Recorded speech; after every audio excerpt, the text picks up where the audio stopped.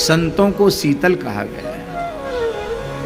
आप कहेंगे ये तो संभव ही नहीं। अरे हम बता रहे हैं, अपनी आंखों देखी बात। गोवर्धन में कनक भवन आश्रम है, वहां बगल में एक पड़ोसी, उसने महाराज जी से कहा कि महाराज जी ये पीछे हम अपना एक पानी की मशीन रख लें, मानसी गंगा का तट है, तो अपने स्थान में रखना चाहता था। बोले हमारे यहाँ जगह नहीं, यहाँ रख ले। महाराज के रख लो, कोई बात नहीं, दीवार से दीवार लगी है, छोटी बाउंड्री, रख लो। उसने रख लिया। और आश्रम में जो लोग व्यवस्था देख रहे थे उन्होंने कहा महाराज ऐसे ही लोग कब्जा करते हैं। महाराज अरे बोले क्या है, किसकी जमीन, सब तो भगवान की है, कौन क्या कब्जा करेगा।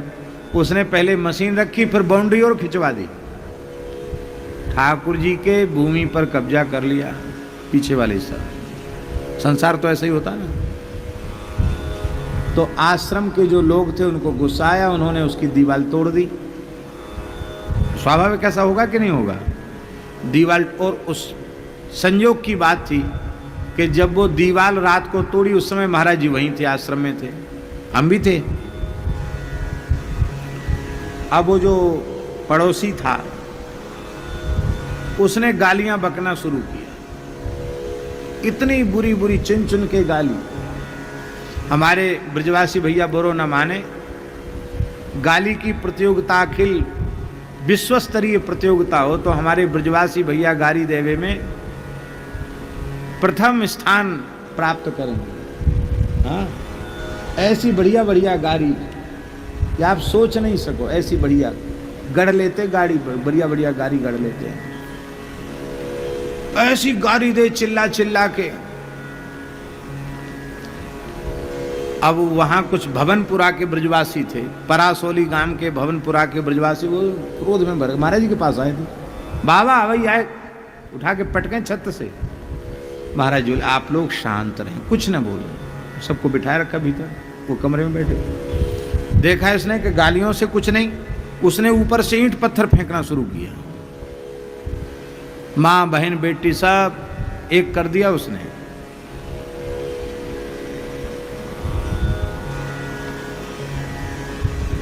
हमने कहा महाराज जी अब क्या होगा। अब महाराज जी बाहर बैठे थे बरंडा में, उनके पास पत्थर गिर रहे थे।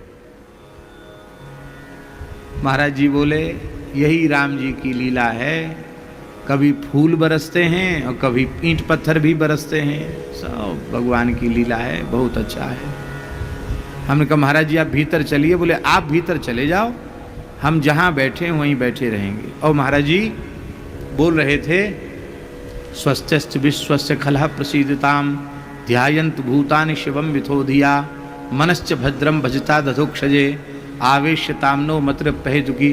पंचम स्कंध में जो प्रहलाद जी स्तुति कर रहे हैं ना नरसिंह भगवान की, वो स्तुति महाराज जी बोल रहे थे। तो हमको भी थोड़ा रोष आया। हम कहा महाराज जी स्तुति करने से क्या होगा। बोले स्तुति करने से ही सब होगा। उस स्तुति का आशय है स्वस्थ्यस्त विश्वस्य, सारे विश्व का कल्याण हो, दुष्टों का भी बुरा ना हो। प्रहलाद जी कहते खलः प्रसीदताम, दुष्ट भी प्रसन्न हो जाएं, सभी प्राणी एक दूसरे के कल्याण का चिंतन करें और हम सबकी बुद्धि भगवान में लग जाए, निष्काम बुद्धि भगवान। आवेश से तामनो मति रप्य हेतु की, अहेतु की मति भगवान में लग जाए।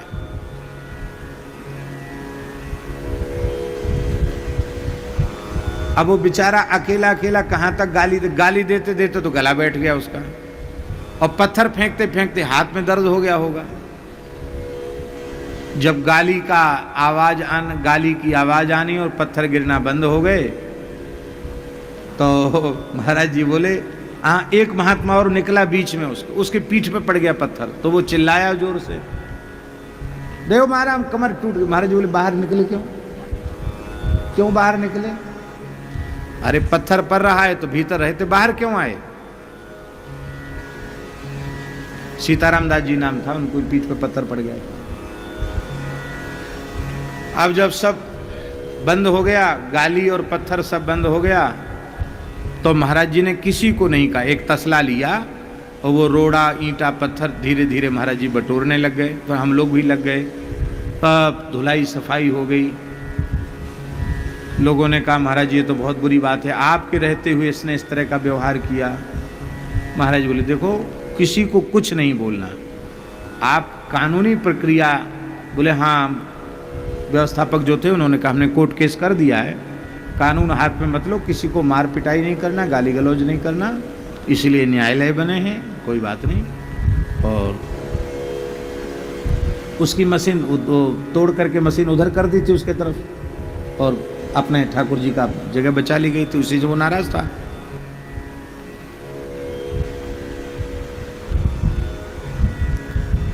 अब सब बातें कहने की नहीं होती, लेकिन फिर भी यथार्थ का संगोपन कहाँ तक करें।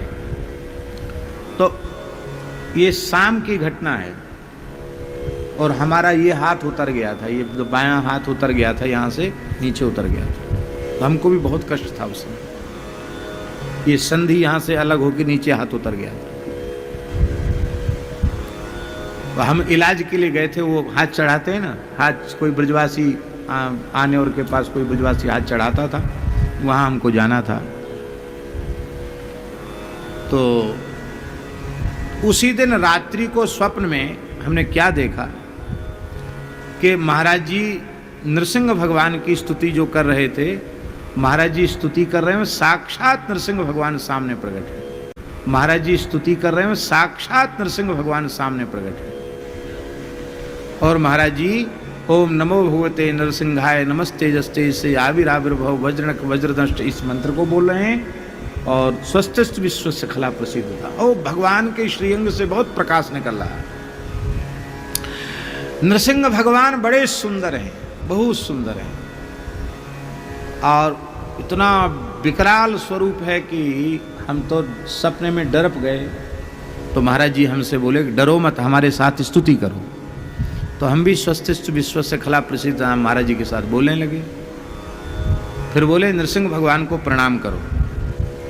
तो फिर हम उनके चरणों में जाकर हमने प्रणाम किया। तो उन्होंने मुस्कुरा कर ऐसे आंखों से ऐसे देखा हमारी तरफ, बस ऐसे देखा, ऐसे किया, ऐसे देखा। उन्हें नींद खुल गई। सवेरे 4 बज रहे थे। महाराज बोले पंडित जी तबीयत कैसी है? उनके महाराज जी तबीयत तो ठीक है आपकी कृपा से, लेकिन ऐसा, अरे देखो ऐसा है, तुम कल कह रहे थे कि स्तुति करने से क्या होगा, तो स्तुति भगवान ने स्वीकार कर ली, ये भगवान ने अनुभव करा दिया। जब कोई प्रेमी भगवान की स्तुति करता तो भगवान खड़े होकर सुनते हैं। देखो इस मोहल्ले में नरसिंह भगवान का मंदिर है, तुम चले जाओ, एक नारियल ले जाओ, कुछ फल ले जाओ, नरसिंह जी को ये भेंट कर आओ। कुछ पैसा दिए, फल दिए, बोले भेंट कर देना, नरसिंह जी को दर्शन दिया है, उनको जाकर भेंट कर देना, हमारी दंडोत बोल देना। गए वहाँ दर्शन कर, अभी भी वो नरसिंह जी बैठे हैं। वहाँ से जब कनक भवन से चकलेश्वर के लिए बढ़ते हैं तो बाईं तरफ वो नरसिंह जी, उधर से आएंगे तो दाईं तरफ, और इधर से चकलेश्वर जी की ओर जाएंगे कनक भवन से तो बाईं तरफ आएंगे। नरसिंह जी को प्रणाम किया। अब क्या हुआ, अब वो जो व्यक्ति था, उस व्यक्ति का राधा कुंड के किसी ब्रजवासी से झगड़ा हो गया। झगड़ने वालों का तो सब जगह झगड़ा ही होता है। वहाँ झगड़ा हुआ तो यहाँ तो महाराज जी तो कुछ नहीं बोले, जबकि इतनी शक्ति थी महाराज जी में, इतना प्रभाव था उनका गिरिराज जी में कि उसकी तो हालत खराब हो जाती। तो महाराज जी ने क्रोध ही नहीं किया, सम शीतल, तो शीतल बने रहे। और उधर राधा कुंड में उसका किसी से झगड़ा हुआ, उन्होंने इतना मारा, इतना मारा, इतना मारा कि वे अपने जान इसको जान से मार के चले गए। नरसिंह भगवान की पिटाई पड़ गई, किसी के द्वारा पड़वा में पिटाई। वो कुछ दिन बाद, एक इस घटना के 2 दिन के भीतर, माने एक दिन बया, दूसरे दिन ही तो पिटाई हो गई उसकी। अब हॉस्पिटल ले गए, जैसे तैसे उसके प्राण बचे। यहाँ वहाँ सब जगह एकदम कटा फटा, एकदम सूजा मुंह।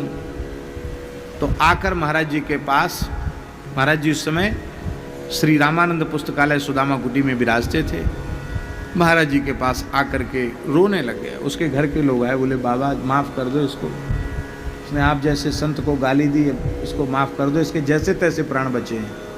वो बार बार कहता था हमको बाबा बचाए सकें, बाबा के पास ले चलो, इसको आपके पास लेके आए हैं। तो महाराज जी उसके दुख को देखकर आंख में आंसू भर लिए, रो गए। अरे बोले भैया क्या हो गया, कैसे ऐसा हो गया? नहीं तो कोई दूसरा होता तो कहते अच्छा खूब गालियां दे लो, खूब पत्थर बरसा लो। अब देखो क्या परिणाम हुआ, साधु का अपमान का क्या फल।